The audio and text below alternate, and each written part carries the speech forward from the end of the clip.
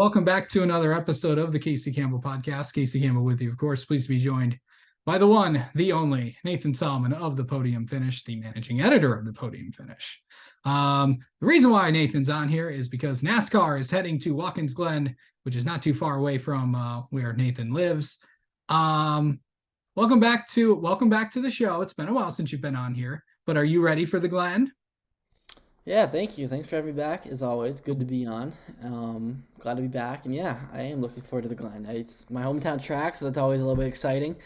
It's like just 3 or 4 towns down the road from my hometown, so I'm very excited to be up there. Obviously, a big race weekend with the regular season wrapping up in the Cup Series, and always nice to be able to go home and sleep in my own bed at night. Absolutely.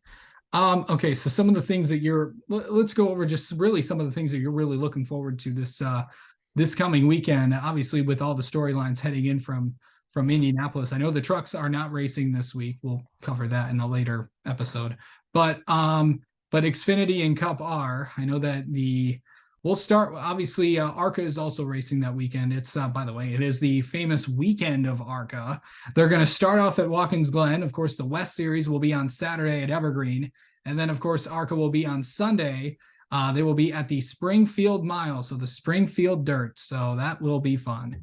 And then, of course, the Cup race will also be on Sunday at Watkins Glen. Xfinity will be on Saturday at the Glen as well. So yeah, it's a pretty big weekend. But what are some of the things that you're really looking forward into in for this weekend? We'll start with really Xfinity and Cup. Yeah, I mean, we'll start with the low hanging fruit here, kind of, and that's the Cup Series, bubble playoff race right now. I mean, when the goal of when they moved Watkins Glen to the second to last race of the regular season for the 2022 season is so that there could be a lot of playoff drama going into arguably NASCAR's best road course, and that's exactly what there is right now. You've certainly got a bunch of different guys that in a bunch of different storylines right now of guys who could point their way in or win their way into the playoffs. Obviously, Michael McDowell winning last week in Indianapolis kind of mixed things up a little bit. Not that he couldn't have pointed his way in anyway, but it certainly gives a little bit more clarity to the playoff picture, but at the same time creates more questions too, because him winning his way in obviously locks himself in. But by creating those more questions, it pushes Daniel Suarez a little bit further below the cut line. I think he went into Indianapolis at like just 3 or 5 points behind, and well, he ran top three all race. Obviously, had a pit road issue with the gun there on the last pit stop. The hose of the gun got caught underneath his left front tire. Lost some time, finished third, and fell to 28 points below the cut line right now. So he's obviously got a lot of work to do here at Watkins Glen. You look at Ty Gibbs, who he went into the weekend, I believe he was 16th in points, because McDowell was 17th in points. He goes from in to 49 points below the cut line. He got spun by SVG pretty early in the Indianapolis race and couldn't ever really recover, couldn't get back into the top 10. And he was one of the fastest cars on Saturday too. So he's just not able to get any stage points either. So pretty disappointing there. So if you're Ty Gibbs at 49 points below the cut line, you pretty much have to win your way into the playoffs. If you're Suarez at 28 below, there's still certainly a path to pointing your way in, but you got to run top 10 basically all day on Sunday. You got to run top 10 basically all day, the following Saturday at Daytona. But obviously, I think Ty Gibbs has to win his way in, and then obviously you look at the two Hendrick boys, Chase Elliott and Alex Bowman. They're tied in points right now at 480, which is 80 points below the cut line. Yeah, they got to win their way in. Chase is obviously really good at Watkins Glen. He won in 2018, won in 2019. Hendricks won 4 straight there with Larson winning the last 2. And then you look at Alex Bowman, and when he came back from that back injury, he really didn't seem to be the same.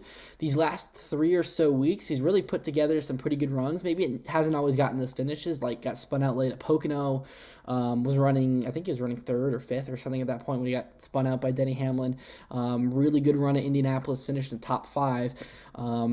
And he's doing the Xfinity race Saturday at Watkins Glen as well, so I think that's kind of a perfect segue as well. But he's doing that Xfinity race Saturday, so a little bit of double duty for him, and I think that's a perfect weekend for him to do that, get more reps at Watkins Glen because he obviously has to win his way in. And if he has a pretty good weekend, then there's no reason why he can't be in the mix either. And then going even further down in the point standings, I mean, you look at three guys right here: AJ Allmendinger, Austin Cindric, Justin Haley, all of them in must-win situations. All three of them are pretty good on road courses too. So, yeah, that's kind of what I'm looking for on the Cup side at least. Xfinity side, I mean, I think there's four races left in the regular Yeah. season.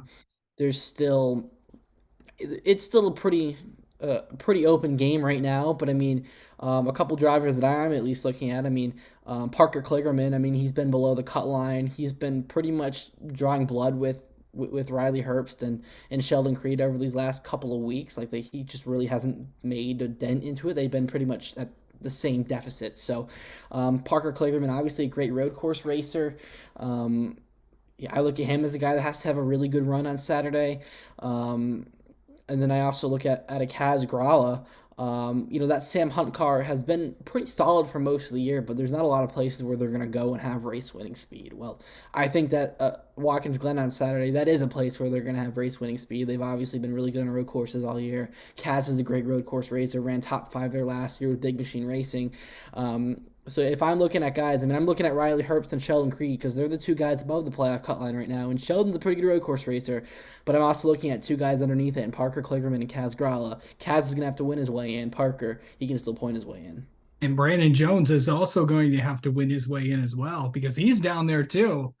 But when you look at I'll start with Xfinity. When you look at that field, there's going to be a ton of Cup drivers in there with Kyle, Alex Bowman, those guys really and obviously AJ's not going to be in there because he's kind of reached his 5 race limit, so that's why Kyle's in there. But going into that race, let's talk about the Xfinity regulars. There's a couple people you want to really highlight here, but there's some guys that are really, really doing well. The team that's really kind of start to pick up, and the team that we all thought had the disastrous start to the year, Junior Motorsports has really started to pick things up. Oh, absolutely. And I think I'd say maybe probably Loudon, I think, is when things kind of started to flip for them a little bit. Yeah. The results haven't been there in terms of victory lane necessarily, but Loudon was the first time I think everybody was like, "Ooh, these boys got some speed again. They look a little bit quicker," and they didn't win there. They go to Pocono and they were stupid fast at Pocono. They kind of gave another one away there. I mean, Josh obviously had a great chance to win. He probably had the best car. Sam Mayer had a chance to win. Justin Allgaier had a chance to win. Brandon Jones had a good run going.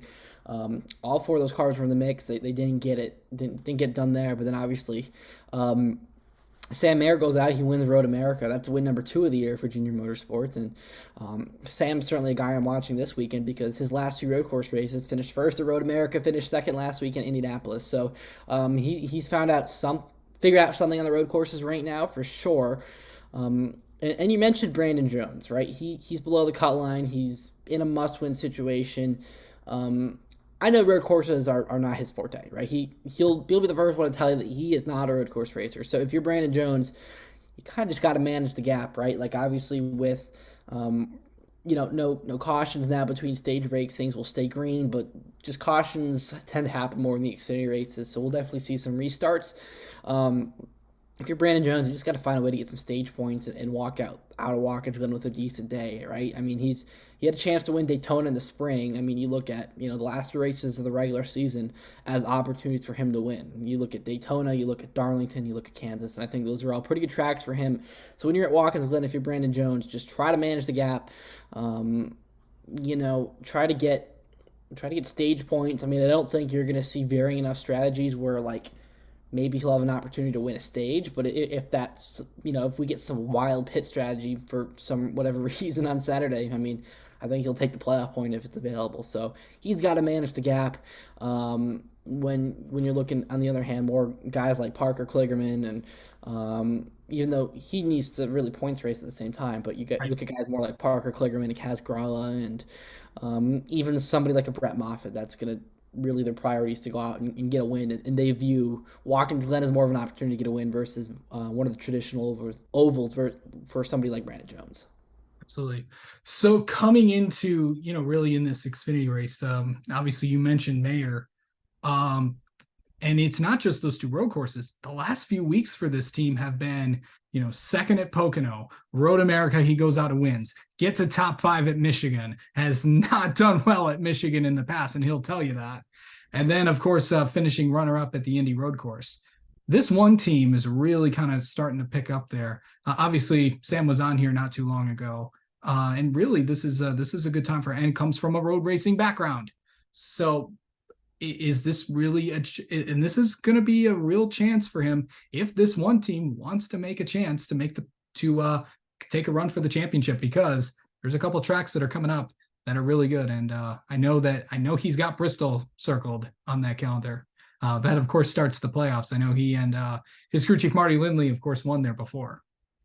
Yeah, Bristol's definitely a good track for him. But yeah, he's been running really well lately. I mean, what's it like? When you said four top fives in a row on basically, well, two road courses, but really all different types of racetracks. I mean, Pocono and Michigan, they're both huge, but they're completely different from each other. In Road America, they're road courses, but Road America is like 4.2 miles and super hilly. Indy is completely flat. So yeah, they're unloading with speed everywhere right now. And I know I've said it on here before that once Sam Mayer gets win number one, I mean that is just going to change his confidence, change his outlook on how he approaches races, and that monkey comes off your back, if you will, once you win race number one. So. I think that he's due to get another win. I mean, I like I said, I mean once he gets that first win, I think he's gonna get many more. So I wouldn't shock me if he wins this weekend at Watkins Glen. I think at the very least he's gonna be top 7, top 8. Yeah. But going into the playoffs, that one team is really trending in the right direction right now, and if they continue trending this way, there's no reason why they can't be, one of the quieter stories of the playoffs, if you will, and a Right. guy who could potentially sneak into the Final Four. You never know, right? I mean, Yeah. what's this? Let me think. What's the final round? Vegas, Homestead, Martinsville. You never know, right? So Yeah. we'll just have to see. But I really like the way that, I mean, junior motorsports as a whole, but in particular, that number one team's trending right now. Absolutely. Okay, so let's go to Cup right now. I know that, obviously everyone's talking about, Front Row Motorsports and Michael McDowell, and obviously the big news was that both those drivers are going to be returning to that team next year. What do you really see about with Michael McDowell? Because obviously he comes from a road racing background. Has he got a good shot at Watkins Glen? 100%. I mean, I think that Watkins Glen last year, and he said it in his post race media stuff and with Denny Hamlin on his podcast earlier this week, that they were not quite where they are right now with the road course stuff last year. And Watkins Glen was their best road course. Michael McDowell led laps early in the race. I think he led more when we were in the wet, because remember that race started in the wet, progressed to the dry. If I remember correctly, he qualified well and led laps early.